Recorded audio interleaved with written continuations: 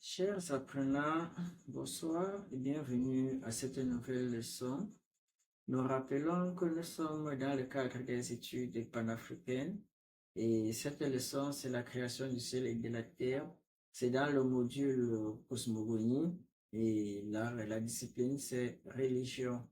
Et ce programme, les études panafricaines, est parrainé par la Ligue associative africaine et la LIMARA. Et nous rappelons également que la Ligue associative africaine parraine des structures économiques. Donc, si vous voulez investir pour fructifier vos revenus, vous pouvez nous contacter pour investir dans l'une de nos sociétés pour pouvoir fructifier vos revenus, pour pouvoir augmenter vos bénéfices, faire des bénéfices comme on le dit souvent. Vous pouvez également vous former en plusieurs disciplines comme la pensée philosophique, l'économie politique, l'informatique, le développement personnel, nos assurances et formations et beaucoup d'autres d'ailleurs. Aussi, et si vous voulez vous préparer aux tests de langue internationaux comme le TEF, le TCF, le DELF, le DALF et autres, nous vous accompagnons. Cette leçon d'aujourd'hui, c'est la création et la séparation du ciel et de la terre. En guise d'introduction, nous voyons que la création, ou bien la création atome en créant le monde ne s'est pas trop intéressé aux éléments créés.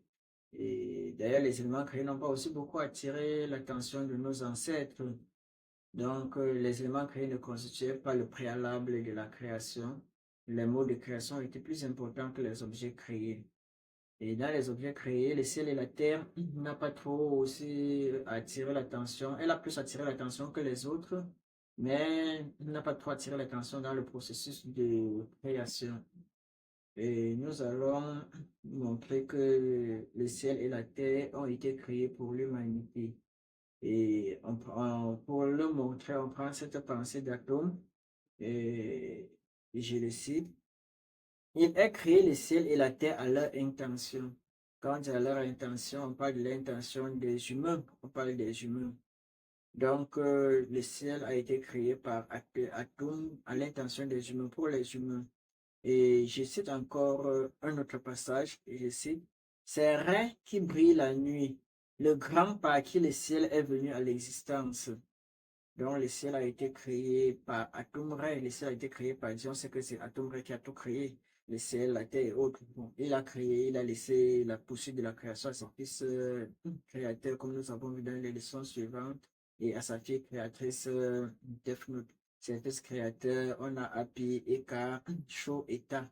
Donc, nous les avons étudiés plus en profondeur dans les leçons précédentes. Et donc, le ciel et la terre ont été créés pour assurer la survie des humains, pour la survie des humains. Et c'est l'un des premiers éléments créés. Le ciel et la terre sont l'un des premiers éléments créés. Et je cite également, ce N est venu à l'existence avant que le ciel ne fût venu à l'existence, avant que la terre ne fût venue à l'existence. Donc, parfois, les divinités, pour montrer qu'ils sont anciens, pour montrer leur ancienneté sur leurs frères et sœurs, prennent l'idée qu'ils sont venus au monde avant la création du ciel et de la terre, parce que le ciel et la terre fait partie des premières créations, des premières créations. Donc, ceux qui sont venus avant la création du ciel et de la terre sont ceux qui sont venus longtemps avant la création, en quelque sorte des premiers de la création.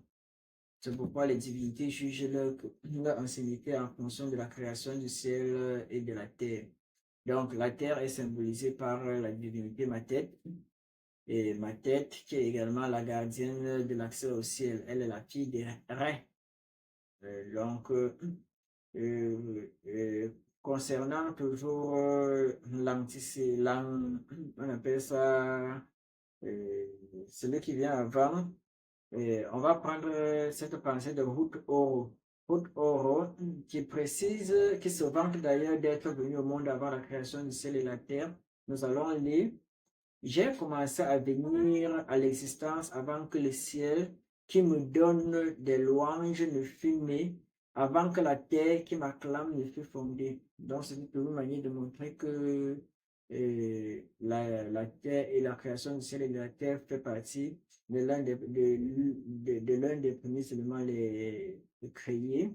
Et dans la divinité, on va voir que il y a deux divinités qui symbolisent le ciel et la terre.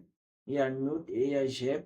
Et les deux divinités, on l'a précisé, étaient très proches au point où le dieu Atum-Ra a décidé de les séparer. Nout et Geb étaient très proches. Et ils s'aimaient tellement que le père Atumre a décidé qu'on les sépare. Il a donné cette tâche de les séparer à leur grand-père Chou, de les séparer.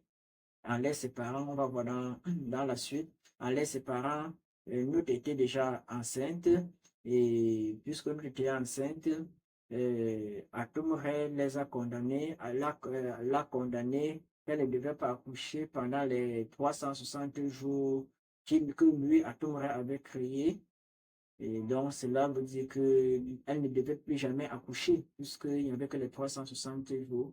Et pour qu'elle puisse accoucher ses enfants, Osiris, Isis, Nephthys et Seth, il a fallu, et plus tard Horus, il a fallu que Djéouti qui est la divinité de la sagesse, de l'intelligence, la divinité de l'intelligence, a dû créer 5 jours de plus pour qu'elle puisse faire venir au monde ses 4 enfants, et plus tard Horus, on a appelé ces jours les jours épagomènes.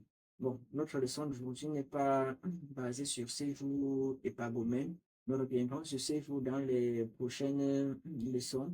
Donc, on est ici en train de parler que le ciel et la terre sont symbolisés par Nout et Geb.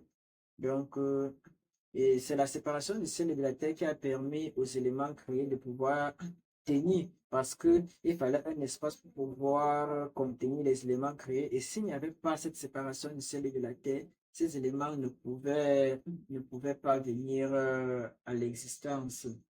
Donc, et comme je l'ai dit, le maintien de cette séparation du ciel et de la terre est assuré par Sho qui a pour